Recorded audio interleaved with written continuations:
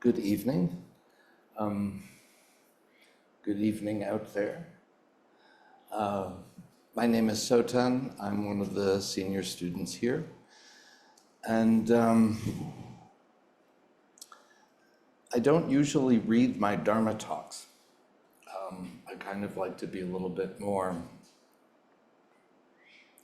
untethered. But I've been writing a book about my mom called Sarah in the In-Between. It's about the last 6 years of her life when she lost her short-term memory and was the happiest she'd ever been. Sometime in the middle, I asked her, how do you stay so happy? You're even smiling when you sleep.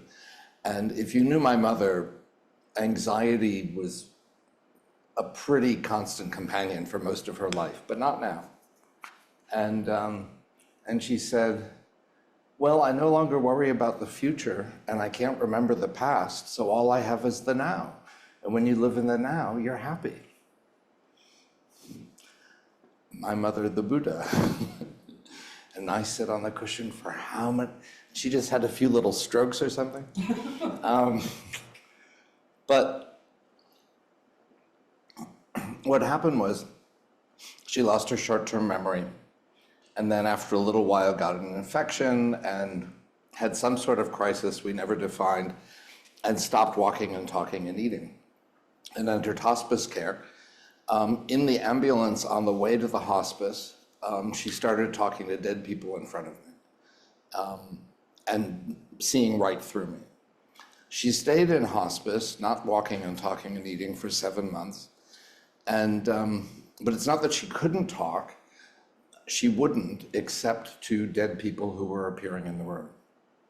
And then one day I got a call from the home attendant saying, Mr. Neal, come quick, your mother's in the kitchen asking for a cup of tea. She was British, so that was key. And she lived for another 5.5 years. Dead people coming and going. Eventually spirit guides from the universe started showing up. Kind of what seemed like awakening or little enlightenment experiences, and then she kind of died in a bliss bubble. So that's what makes it worth writing a book about, I think. And I came in the other day, a few weeks ago, and said to Enki Roshi on Wednesday morning, I wrote a chapter for my mom's book, but it feels like it's more a Dharma talk than a chapter, or as much a Dharma talk as a chapter. She said, well, you should give it as a Dharma talk. So I'm going to do a reading from my new book.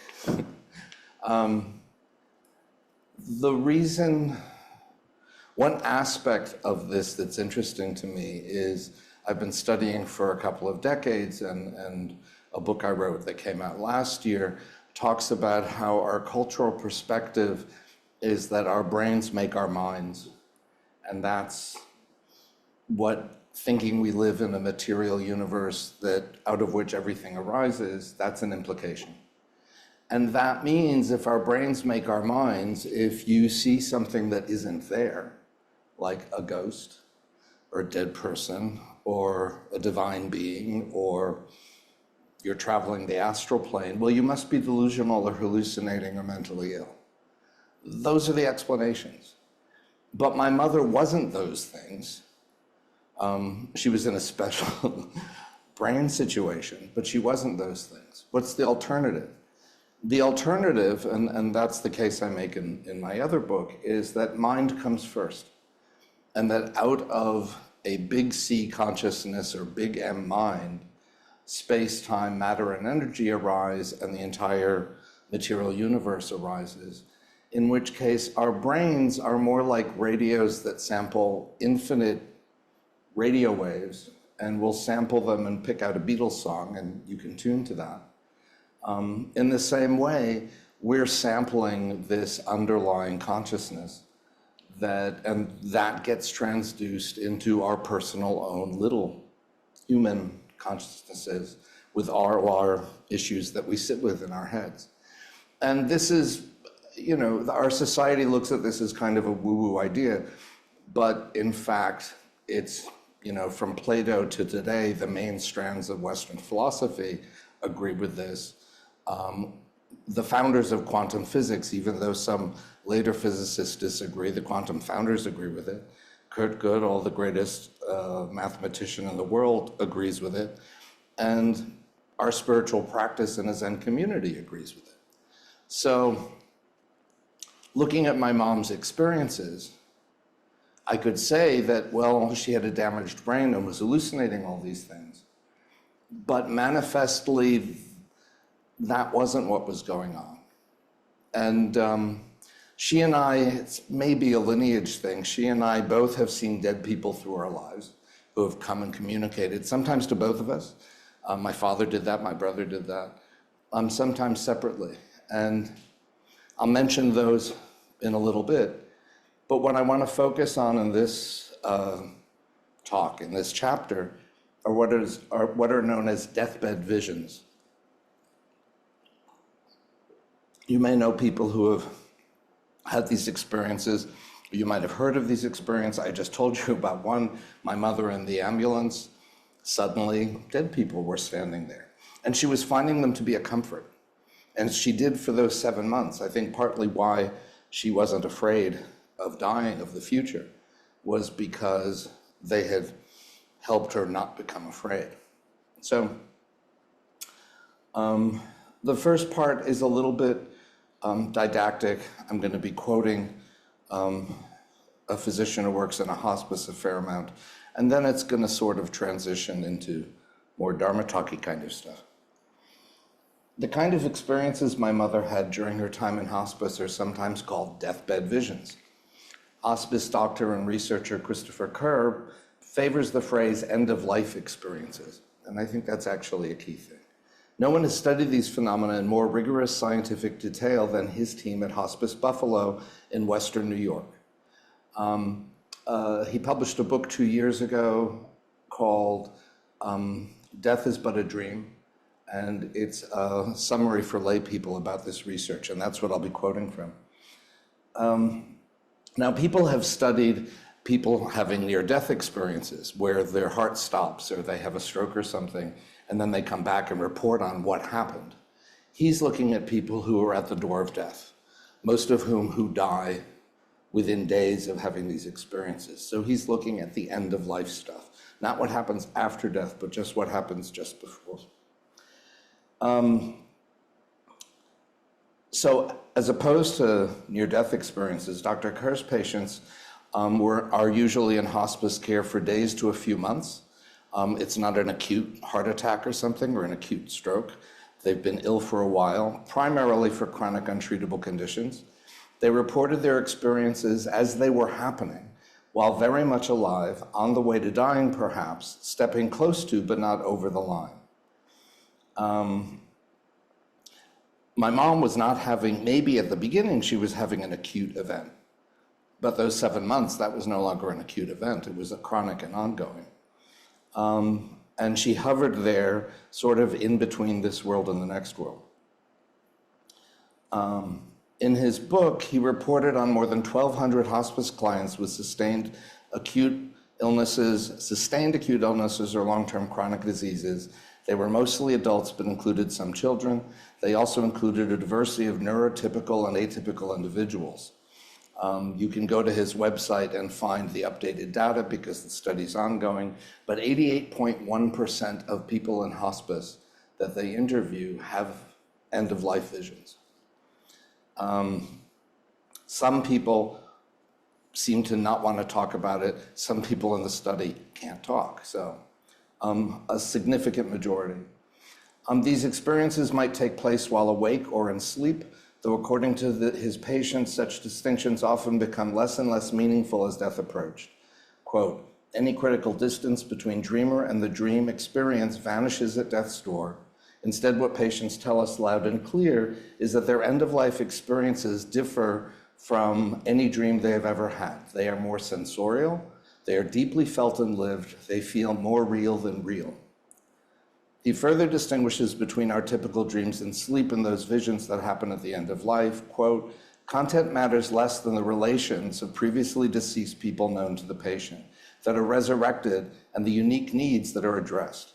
This may be the single most important distinction between regular dreams and pre-death dreams, and it points to the limitations of a psychoanalytic model when it comes to understanding the impact of end-of-life experience. There is less symbolism, less abstraction, fewer behind the scenes or underlying meanings. Very little is said between the dreamer and the people in the dream, while much is felt and inherently understood. Words appear less relevant, and the language of any kind is often not necessary, as the larger meaning is intuitive. The changes in these patients mediated by the experience are profound. Our patients demonstrate again and again what the dying process is truly about, the resurrection of our deepest bonds in the reaffirmation of love, both given and received. Through the end-of-life experiences, those dying often reestablish ties with those who matter most to them. In these moments, even patients with fragmented and broken lives find their way to connection and belonging, close quote. While these are commonalities, the qualities and contents of the experiences vary tremendously between patients. 72% experience dead friends and or relatives. People recently dead or long past may appear. They may be a spouse, a parent, siblings, or friends. Sometimes they are children for whom the dying person has grieved. For some, even stillborn children return to be cradled in the dying patient's arms. For some, a visiting parent is one so long gone that they were little known in life, having died when the patient was just a child. For children who haven't ever known a person who has died, it may be that a pet appears. And the first time he spoke to a young person who said, "Don't sit in that chair, my dog is sitting there," he said, "Oh, does the dog talk to you?" And the kid looked at him and said, "Dogs don't talk." So the communication is nonverbal and things are kind of realistic. A large group of patients describe dead friends and relatives in their dreams as waiting for them while standing just there, in a quiet presence that felt like the tightest embrace. This watchful silence involved no judgment, just pure love and guidance. While most of the visions are at least pleasant, if not overtly comforting, some are terrifying. The variety points to the fact that these visions are not one-size-fits-all, but extraordinarily specific to the conditions of each patient's life and death. Kerr tells of one patient, John, who in his final days was tormented by visions of Omaha Beach, the bloodiest of all D-Day battles. His nighttime visions towards the end of his days contained all the sensorial realism described above, his vista filled, as it had been in the day, by his dead brethren lying torn and broken on the beach, bodies and body parts floating upon the waves. He's tormented with guilt for having survived, a secret carried heavily through all the years until now at its end. But then after several terror-filled nights, John greeted Dr. Kerr's team on their morning rounds, visibly comfortable, even at peace. He had had new, more comforting dreams. One brought him back to the day he was finally being discharged, and he remembered how grateful he was for having survived. In the other, he was approached by, quote, he was approached by a soldier who had been killed on Omaha Beach, who had come back to tell him, "Soon they are going to come and get you." John instinctively knew that they referred to his fellow soldiers, and that the dream was about reuniting with his comrades, not being judged. He finally had closure. He could close his eyes and rest. Kerr goes on to speak, in this case, about 67 years of introspection did not accomplish what his end-of-life dream did one night. And John's story vividly highlights that end-of-life experiences seem to meet seen or unseen emotional needs of the patient, not through a mere psychological or psychoanalytic process, working through the dream's content, symbolic or unconscious meanings, but instead by an almost instantaneous recognition and transformation so deeply felt that it penetrates to the core of their needs, of their lives' most fundamental and final concerns.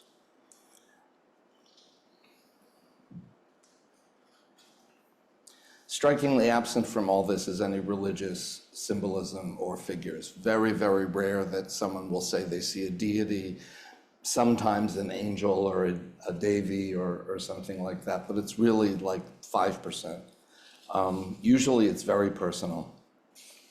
And the visions are piercing, transformative experiences on this side of the veil. The grace of them is not deferred to a heavenly realm predicted to come after death, following some summary judgment. It happens before they die.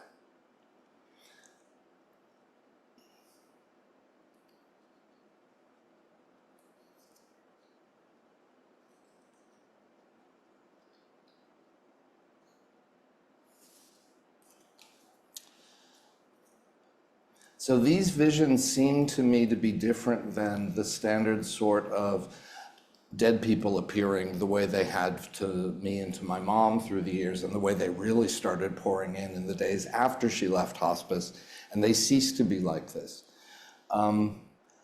They're as varied as the beings who are visiting.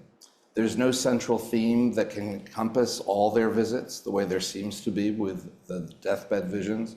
And the interactions are as idiosyncratic as the dead who are making themselves known. My dad seemed to wish to comfort my mother in the year following his death. My brother felt eager for experiences of his young children and seemed to use my mom and I as mediators for that. A friend of mine, Richard, who died during AIDS, had made me a promise to be a guardian angel for a year, and he showed up and did that, including on the year anniversary. And my childhood pet, Misty, a dog, popped in on one Yom Kippur and appeared to me as a woman standing over here, but I was in the men's section of an Orthodox synagogue, so there was no woman standing there. And when I fully turned, she wasn't there. I saw the clock, 12:05, and I thought, Misty's dead. And after the holiday, I went home to my parents, called them up after Yom Kippur, which was standard, and my father was crying. I think this was the only time I ever heard him cry. Passed the phone to my mother. Misty had to be put to sleep that day at 12:05. Each of these stories has a little, the ones I select are ones that have some little bit of confirmation type stuff.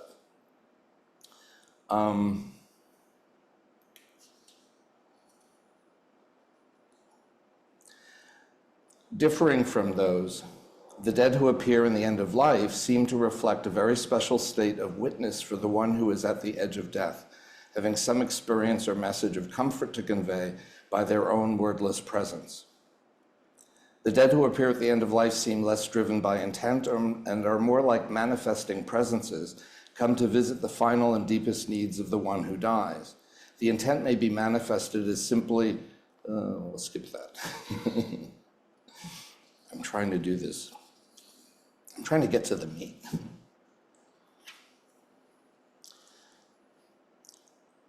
Or as with John, the World War II veteran, for whom there may seem to have been more direct attention and active intention in the communication, there's also a quality of least action, the simplest effective gesture possible.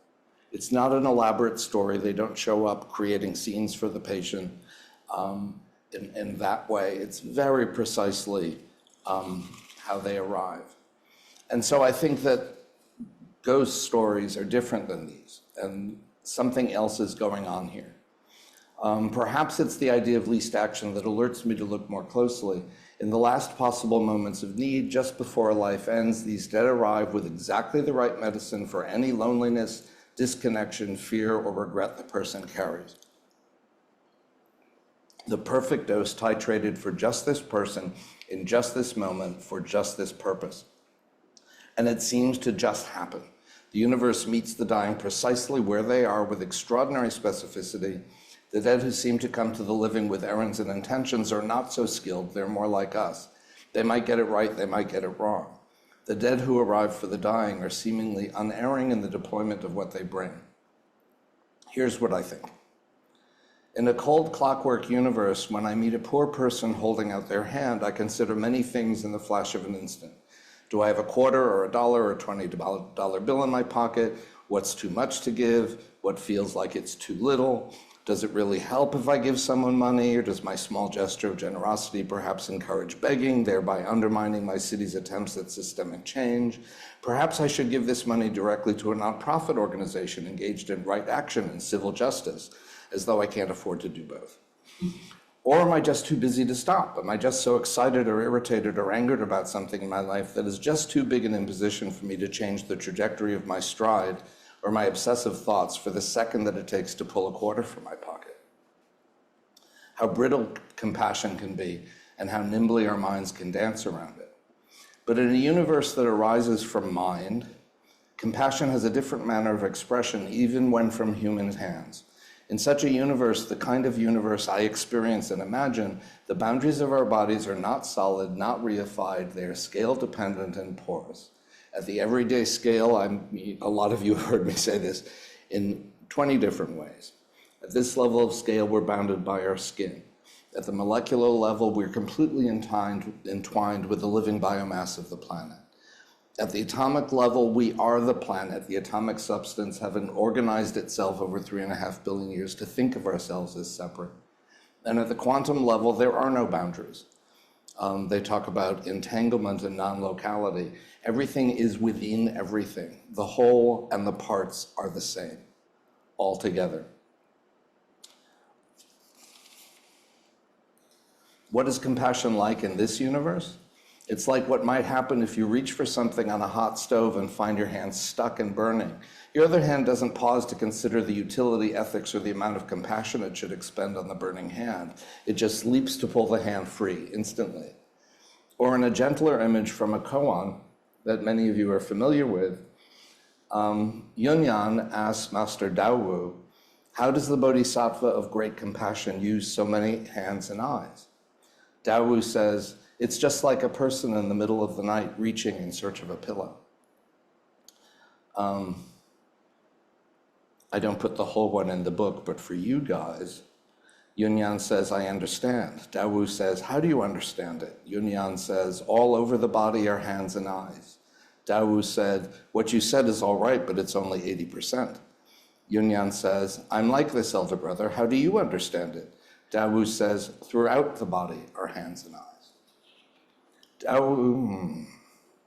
It's in a non-local, quantum-entangled universe in which every part is the whole, there is no self and no other. There is no one to consider the compassionate act of giving and no one apart from them waiting to receive it. One can ask even, is there anything to give at all? I woke from a dream once with these words in my ear. Boundaries are where one gives and receives. In the realm of the boundless, there is nothing to give and nothing to receive. In the months after I returned from my first visit, oh no, we'll skip that too. So I was working on a koan, and it was my first koan, and I was really into it. And I was walking up First Avenue one early autumn morning, and repeating, it had sort of reduced in my mind to a single phrase, and I was repeating it over in my head like a mantra. And as I'm walking up First Avenue, there was a homeless man with his hand out. And as I passed him, I reached into my jeans change pocket, pulled out the single quarter I had, and dropped it into his hand while the koan was just streaming along. My fingers in the coin brushed his palm, and we both were gone, as was the quarter. There was no homeless person in need. There was no busy doctor on the way to the office. There was no quarter to be given or received. Boundaries had dissolved, or rather my habitual experience of boundaries had dissolved. In the realm of the boundless, there is nothing to give and nothing to receive, and no one to give something and no one to receive it. And then the moment passed, we separated in space and time, and the coin was left in his hand, and both of us returned to our separate worlds. Did he feel something too? I'll never know, though the universe certainly did, because he and I are the universe, seamless and whole. From this perspective, too, one sees how the universe meets the dying precisely where they are, because there never, in fact, has been any separation between the dying and all that is. So someone approaches death. Their brain that's beginning to approach death is like a broken radio. It starts to lose the capacity to efficiently filter and buffer the vast, undifferentiated mind that underlies all reality. Rather than music or news, it gets static and waves of sound that don't perhaps make much sense. If the fundamental nature of that mind, capital M, however, is compassion, compassion even for the least of its parts, each of which is none other than the vast whole, then isn't it compassion that might leak through as static? Moreover, it's the nature of the human brain and or the human mind to make coherent stories even out of noise. Feeling compassion, true, deep, free, rich, patient, a warmly transparent connection opening up, a pure, unconditional love starting to shine through, wouldn't our failing brains and failing minds still strive to cloak it in a story that made sense? A story such as mother, friend, beloved pet, longed for lost child. Wouldn't this be the ultimate grace? A feature, not a flaw, built into the nature of human biological and neurological reality, that as the brain subsides and fails, while it still has the dwindling capacity to think me and mine, the unfiltered basic compassion of the universe welcomes us back into the wholeness that was always ours, though we largely have ignored or forgotten it. I shared this with a friend of mine who's a writer, Alice Carrier, and she said to me, well, death is a prayer. And I've been thinking about this, and the other day wrote, if a prayer is our reaching out to the divine, hoping for a response, then as we approach death and our brains cease to narrow the scope of its samples from the fundamental mind into our own small, specific personal consciousnesses, we are indeed drawing closer to the divine, that from which we first arose, and in doing so, are better able to receive an answer. Ah, you're about to die. Welcome home.